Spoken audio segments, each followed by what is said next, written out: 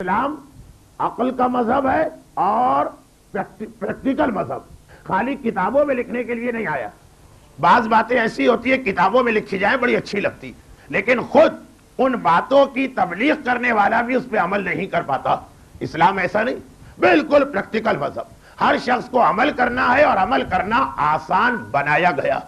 جیسے اگر یہ روایت صحیح بھی ہو کہ حضرت عیسیٰ نے فرمایا کہ تمہارے ایک رخسار پہ کوئی تماچا مارو تو دوسرا رخسار پیش کر دو، تب بھی جب تک دین عیسیٰ تھا اس وقت تک تو یہ مسئلہ شاید چل سکتا، لیکن آج کی دنیا میں ممکن ہی نہیں۔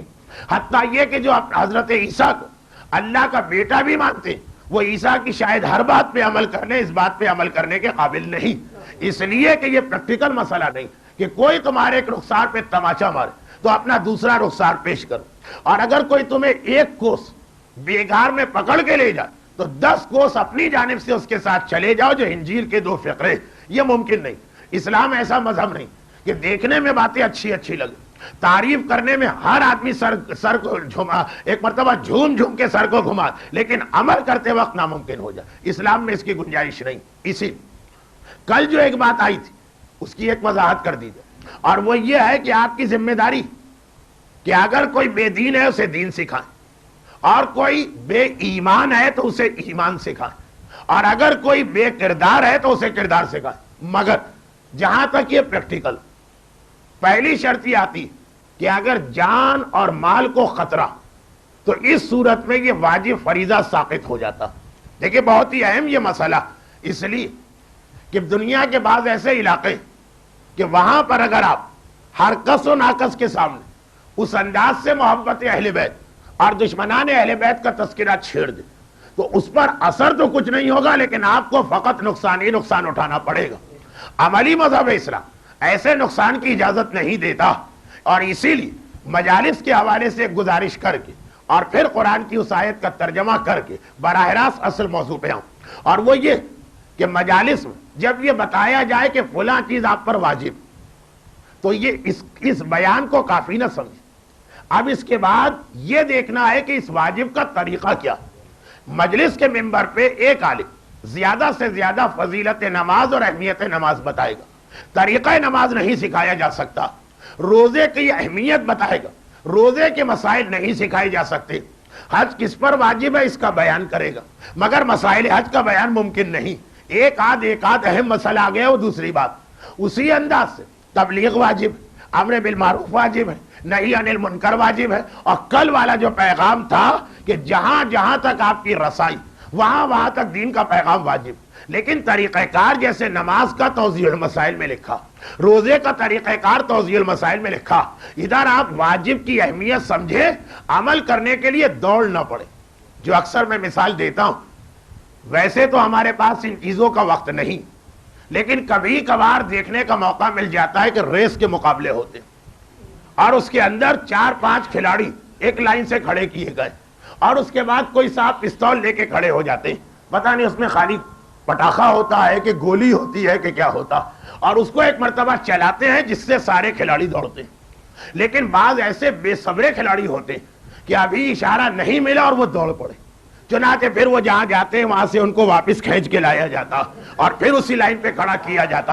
اور سنا یہ ہے کہ اگر 3 مرتبہ یہ غلطی کرے کھلاڑی تو وہ ڈسکوالیفائی ہو جاتا، اسے ہٹا ہی دیا جاتا۔ تو اتنا بے صبرا کھلاڑی نہیں چل پائے گا ان مقابلوں کے اندر۔ اسی انداز سے اسلام عمل کرنے والے مومن سے بھی کہتا کہ بے صبر عامل نہ بنو۔ تم نے نماز کا بیان سنا، دوڑ پڑے کہ جا کے نماز پڑھنا۔ تم نے حج کا بیان سنا، دوڑ پڑے کہ حج پہ جانا۔ تم نے میراث کا بیان سنا، دوڑ پڑے کہ آج جا کے مکان کو توڑنا ہے اور گاڑی کے ٹکڑے کرنا ہے اور زیورات کے پرخچے اڑانا ہے۔ نہیں، اتنے بے صبرے نہ بنو۔ ایک چیز سنی، اب اس کے بعد مجتہد اور مرجع کے فتوے میں اس کی تفصیل معلوم کرو، اس کے بعد عمل کرو۔ یعنی یہ بھی اسلام سے لو کہ کیا کرنا، اور یہ بھی اسلام سے لو کہ کیسے کرنا۔ خالی یہ نہیں ہے کہ کیا کرنا ہے یہ تو مذہب سے لیا، اور کیسے کرنا ہے جیسا اپنے دماغ میں آ گیا، نہیں، طریقہ بھی اسلام بتائے گا، اصل عمل کی اہمیت بھی اسلام بتائے گا۔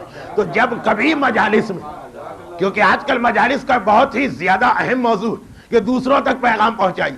تو جب بھی مجالس میں امر بالمعروف اور نہی عن المنکر سنیں تو دوڑ نہیں پڑنا ہے کہ اس پہ فوراً عمل کرنا ہے. نہیں, پہلے اس کے مسائل پڑھیے, پہلے اس کی شرائط پڑھیے, پہلے اس کا طریقہ کار پڑھیے. جیسے نماز کے لیے آپ دوڑ پڑے, وضو بھی نہیں کیا. کچھ ایسے علاقے کہ جہاں سے اسلام چلا, وہاں حالت یہ ہے کہ جب اذان ہوتی تو لوگ نماز کے لیے دوڑ پڑتے ہیں, وضو کی کوئی ضرورت محسوس نہیں کی جاتی. اب وہ نماز اللہ کے خوف سے ہے کہ کسی اور کے خوف سے, وہ ایک الگ بحث. لیکن جو لوگ وہاں ہو کے آئیں وہ آپ کو بتائیں گے کہ وہ دوڑ پڑ, یہ تو نہیں چلے گا. پہلے دیکھنا ہے کہ نماز کا طریقہ کیا. تو یہی امر بالمعروف اور نہی عن المنکر.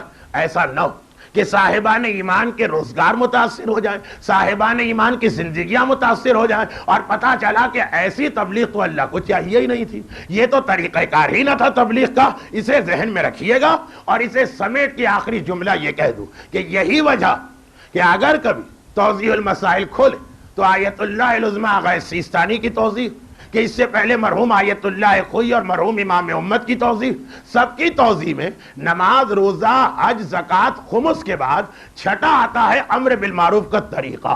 اور اس کی پہلی شرط یہی کہ جان, عزت اور مال کو ایسا نقصان نہ پہنچے کہ جو ناقابل برداشت ہے. یہ وضاحت ضروری تھی حالات کی وجہ سے, علاقے کی وجہ سے, کہ اس کے اندر بھی آپ کو وہ شرط اول کا خیال کر کے آگے بڑھنا ہے. یہ ہوئی دوسری گزارش.